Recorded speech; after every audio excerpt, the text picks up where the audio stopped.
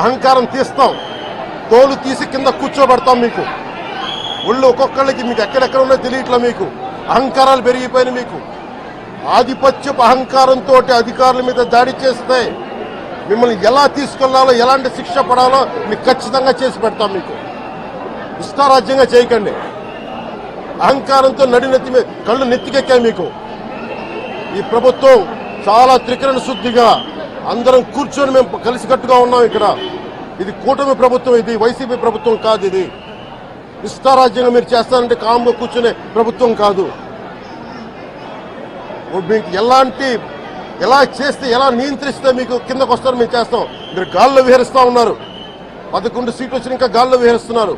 మొత్తం మీకు ఎలా కిందకి దించాలో మాకు బాగా తెలుసు. చేసి చూపిస్తాం.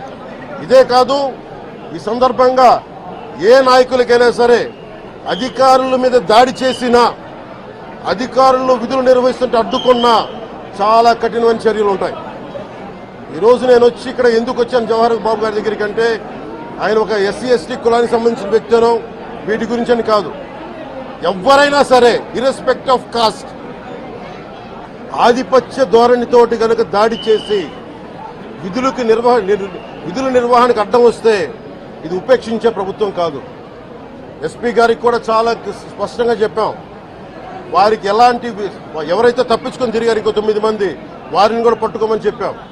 వారికి తగిన విధంగా కౌన్సిలింగ్ చేయాలి, అలాగే కఠినమైన శిక్షలు పడాలి.